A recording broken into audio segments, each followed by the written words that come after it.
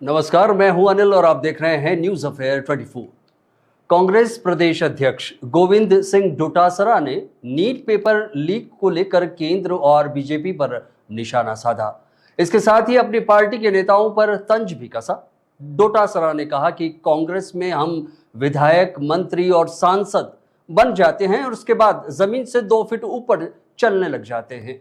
दिक्कत वहीं से शुरू हो जाती है। उन्होंने कहा कि जिन सांसदों और संगठन के पदाधिकारियों को जिम्मेदारी है, वो अपनी जिम्मेदारी नहीं निभा रहे हैं।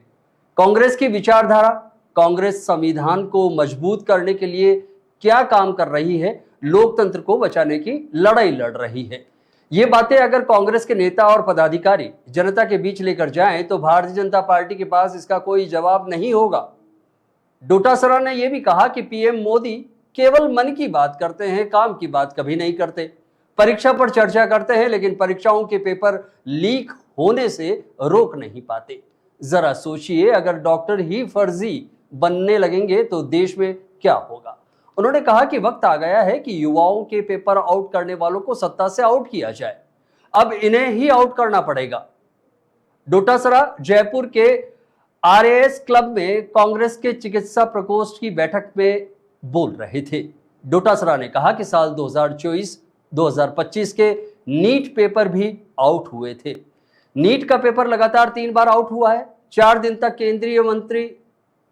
केंद्रीय शिक्षा मंत्री धर्मेंद्र प्रधान सामने ही नहीं आए। डोटासरा ने कहा कि नीट पेपर लीक में 23 लाख बच्चों का भविष्य बर्बाद हो चुका है, लेकिन प्रधानमंत्री ने इसे लेकर एक भी ट्वीट नहीं किया। धर्मेंद्र प्रधान का इस्तीफा होना चाहिए था, लेकिन सब चुप्पी साध कर बैठे हुए हैं। धर्मेंद्र प्रधान ने ही एनटीए में गलत लोगों की नियुक्ति की थी और इसके लिए जिम्मेदारी तो बनती है।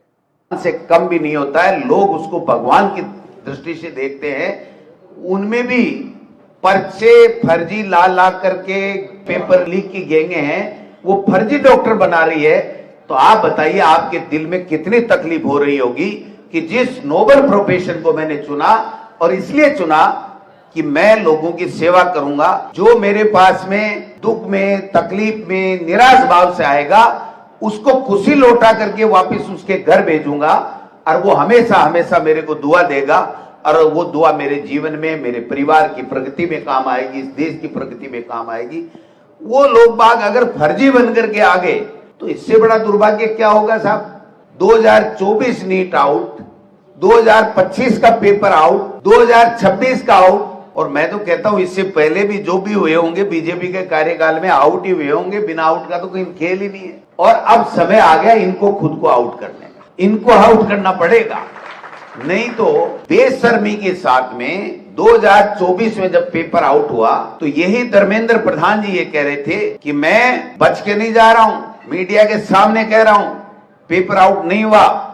और जाकर के सुप्रीम कोर्ट में तरह तरह की दलीलें दी और एक तरीके से जाकर के कह दिया, नहीं साहब, बच्चों का भविष्य बर्बाद हो जाएगा अगर आपने ये फैसला कर दिया। तो हमने आइडेंटिफाई कर लिए, 4-5 सेंटरों पे दोबारा एग्जाम करा दी 1500 बच्चों की और इतिश्री कर ली। ये जो 4-5 2025 में आउट हुए थे जयपुर, जमुआ, रामगढ़ वाले, इनको आइडेंटिफाई कर लिया था क्या आपने? ये पेपर आउट ही तो हुआ था। और कितनी जगह पेपर गया। मैं समझता हूं कि इस तरीके से, और अब की बार 4 दिन तक पता नहीं किस बिल में छुपे रहे, आए नहीं।